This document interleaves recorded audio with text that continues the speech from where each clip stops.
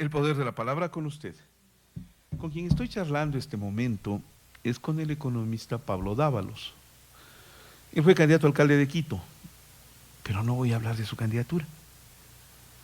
Voy a hablar de un Twitter que él ayer emitió, en el cual dice: he procedido a leer la carta de intención del Fondo Monetario Internacional con el Ecuador en inglés.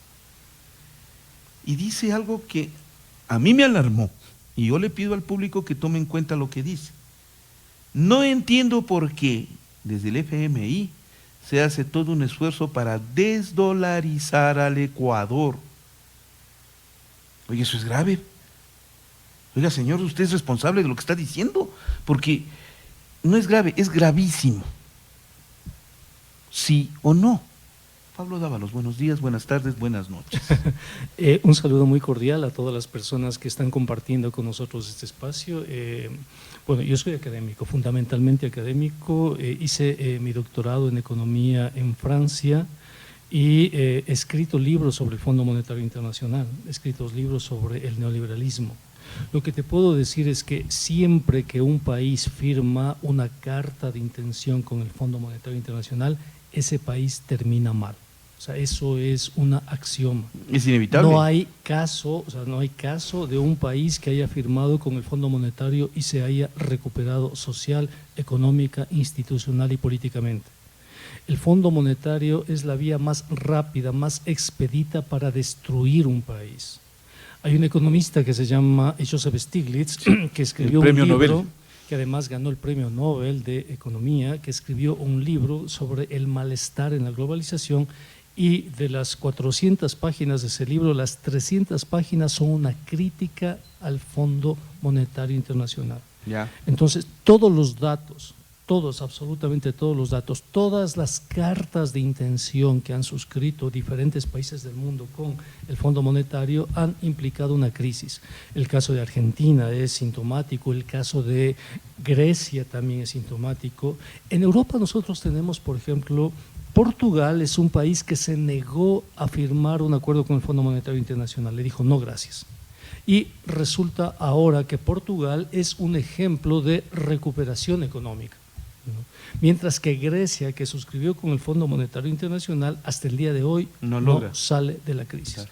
En el caso del Ecuador es la parte preocupante, es tan preocupante porque nosotros antes de la firma de la carta de intención teníamos expectativas de crecimiento positivas para este año 2019. Sin acuerdo. Sin acuerdo. El Banco Central… ¿De cuánto era la expectativa? Estaba entre el 1 y el 2%. Ya. Positivo. Positivo. La Comisión Económica para América Latina, el Banco Central del Ecuador y cualquier ciudadano puede entrar a la página web del Banco Central, poner expectativas de crecimiento y van a ver que las expectativas de crecimiento eran pequeñas pero eran positivas. Resulta que se firma con el Fondo Monetario Internacional y las expectativas de crecimiento pasan de positivas a negativas. El mismo fondo reconoce que la economía va a decrecer 0,5%, el mismo fondo, es decir, el fondo reconoce en su documento que no vamos a crecer, que la expectativa positiva se transforma en expectativa negativa. ¿Por qué? ¿Por qué el fondo? Porque el fondo plantea desinversión, una desinversión pública fuerte. ¿En qué sectores? En todos los sectores plantea, es decir, si el Estado iba a invertir, qué sé yo, en salud, educación, vialidad, infraestructura, ya no va a tener los recursos. ¿Por qué? Porque para el Fondo Monetario le interesa que el Estado, en vez de que el Estado gaste dinero en obra pública, el Estado le sobre dinero para con ese dinero hacer un fondo y pagar la deuda. Y pagarla. Otra vez regresamos a lo que teníamos antes, ¿no? Es decir, el Estado se abstiene de pagar salud, educación, infraestructura, y con esos recursos de los que se abstiene, guarda esos recursos porque dice, fíjate tú lo prudente, solvente que es el país, que ya no gasta tanto y tiene un superávit, les llaman superávit fiscal ellos, ¿no? Entonces guardas esos recursos, claro que le dejas al país sin educación, sin salud, sin infraestructura y demás, porque además el Fondo Monetario establece una vía expedita para la privatización de esa infraestructura. Estamos hablando de privatización de eléctricas, telefónicas, carreteras, inclusive la seguridad social. Ya. Pero, a ver, deténgase ahí. No suena coherente, no suena prudente, no suena adecuado que si el Ecuador está tan endeudado, comience a ahorrar para pagar las deudas. Porque de lo contrario, con el tiempo, si nos gastamos todo, no tendremos ni plata para el gasto ni plata para la deuda. ¿O no es así? No es así. Definitivamente no es así. Porque nos vendieron la idea del sobreendeudamiento y ahí viene la parte de la dolarización. ¿Por qué? Porque nosotros a partir del año 2014, fue el año en que tuvimos la crisis del precio del petróleo, empezamos a endeudarnos en el 2014 para sostener la dolarización. No es que antes del 2014 el gobierno se había endeudado, en absoluto. Si tú miras las cifras, por ejemplo, de la deuda, antes del 2014, 2013, por ejemplo, el porcentaje de deuda con respecto al PIB era del 12%, 12-13%. Es en el 2014 que cuando cae el precio del petróleo empezamos a endeudarnos. Por eso es que para el 2015 la deuda ya sube del 12, sube al 25%. ¿Por qué? Porque había que de una u otra manera sostener la liquidez. Ahora viene el Fondo Monetario y te dice stop con la deuda, te dice liberaliza la balanza de pagos. La balanza de pagos es el registro donde constan todos los dólares que entran y que salen y te produce recesión interna, es decir, te quiebra la economía. Hace que la capacidad de consumo de la población se restrinja al mínimo posible, es decir, el fondo le está proponiendo al país empobrecimiento, eso le está proponiendo. En ese contexto, los empresarios venden menos, los bancos empiezan a acumular cartera vencida porque la gente que contrató créditos para comprarse un auto, una casa, etcétera, resulta que ya no tiene trabajo. No tiene trabajo porque en el sector público le han despedido, no, en el sector privado también le despiden porque los empresarios privados empiezan a ver que disminuyen las ventas, al disminuir las ventas aumentan sus stocks y no pueden sostener ese volumen de stocks, entonces tienes un proceso de gente que queda mal con su tarjeta de crédito, pues no puede pagar la tarjeta de crédito, queda mal con sus créditos en los bancos, no puede pagar la cuota del auto, la cuota de la casa, etcétera. El banco acumula cartera vencida. Los empresarios ven que las expectativas de crecimiento son mínimas, retiran su dinero y como este momento se liberaliza la balanza de pagos, ¿qué significa liberaliza? Que no cuesta nada trasladar recursos desde el Ecuador al extranjero, empieza la fuga de capitales. El momento en que empieza la fuga de capitales, el país empieza a quedarse sin liquidez. Ahora sí ya lo tengo claro. Ahí nomás. Hasta ahí nomás. Con fuga de capitales un país se queda en el desastre. Y eso es lo que el Fondo Monetario y la carta de intención están proponiendo. Entonces ahí le entendí.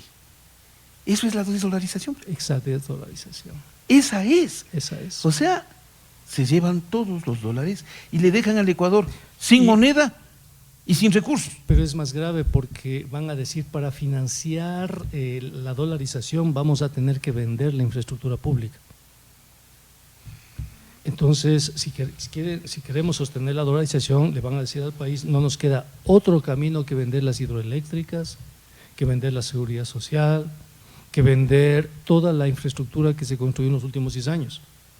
Es una infraestructura que le costó al país como 50.000 millones, pero producto de las circunstancias y la desesperación, la venderán en cuanto de 50 la bajarán a 5, 6, 7 mil millones.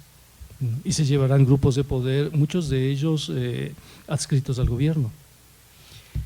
¿Qué puede pasar en términos formales que en este momento la aceptación de la Carta del Fondo Monetario acepte todas las condiciones? ¿En qué tiempo podría provocarse una desdolarización? Depende, porque la Asamblea tiene que procesar las leyes que hagan posible esta carta de intención, entre ellas por el incremento del IVA, por ejemplo.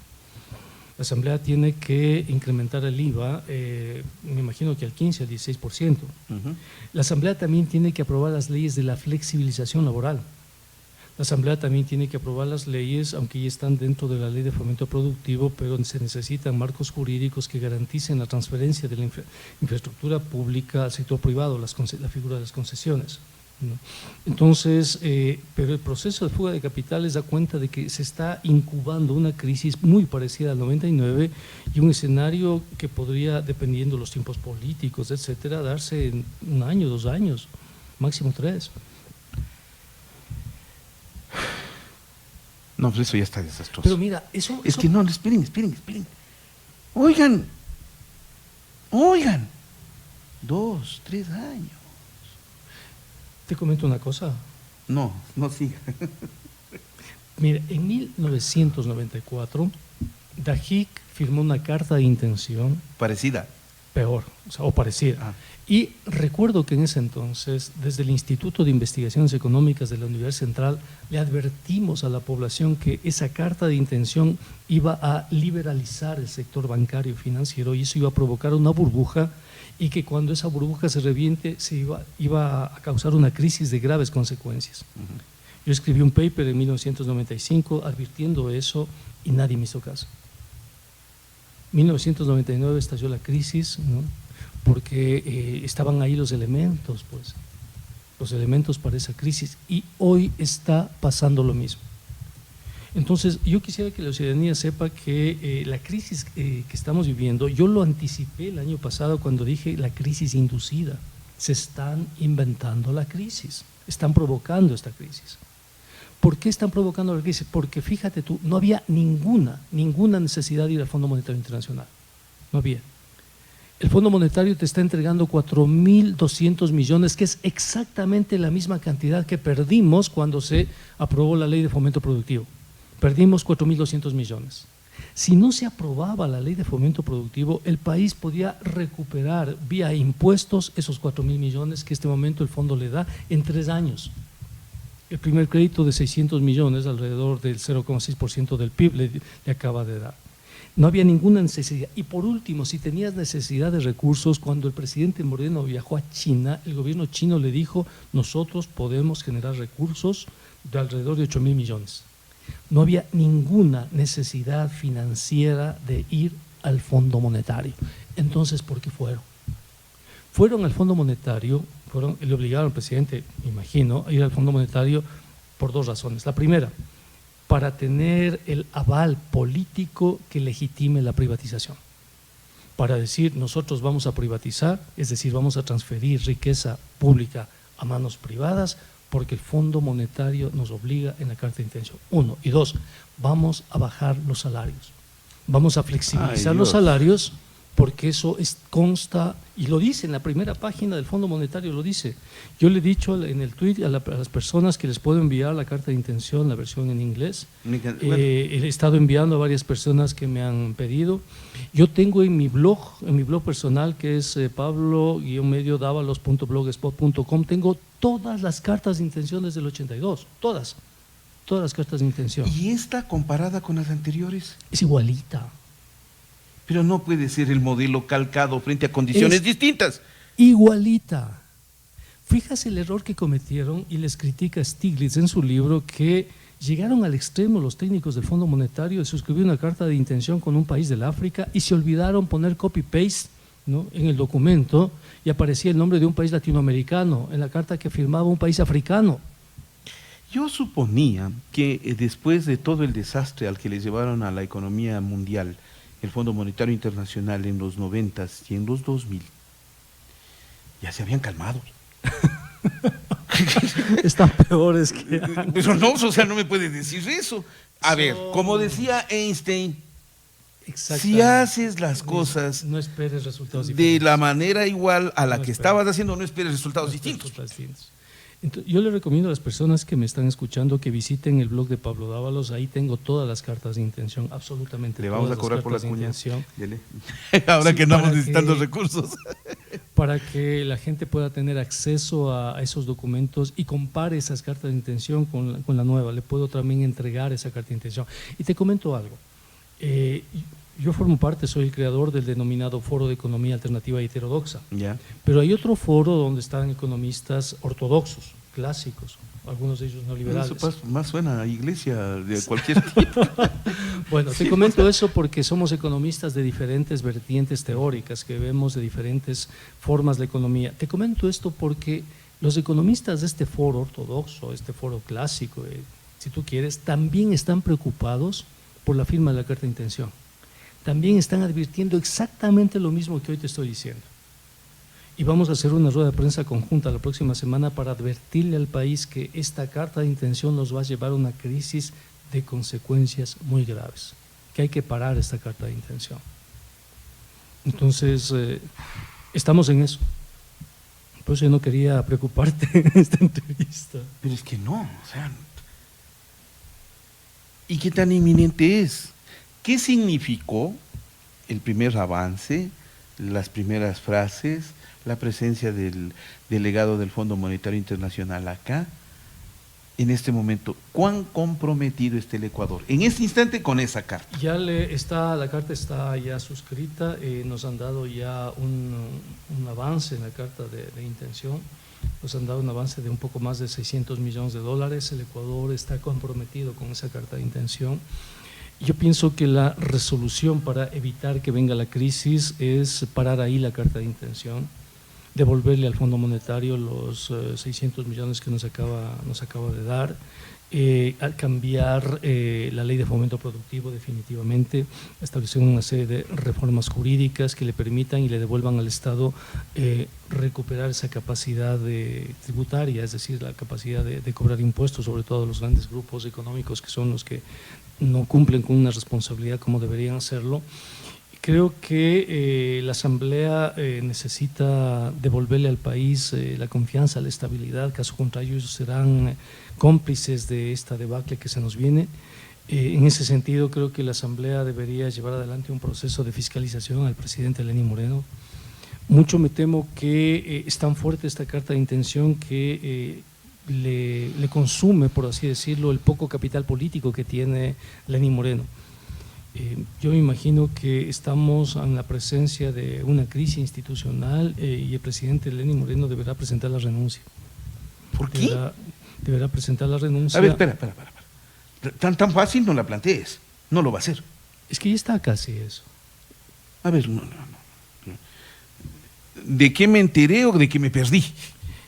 Hasta donde yo sé, el 26 de marzo la Asamblea Nacional decidió conformar una comisión que investiga los INA Papers. Ya, eso es cierto. Yo sé. Correcto. Y tiene un plazo de 20 días para entregar eso.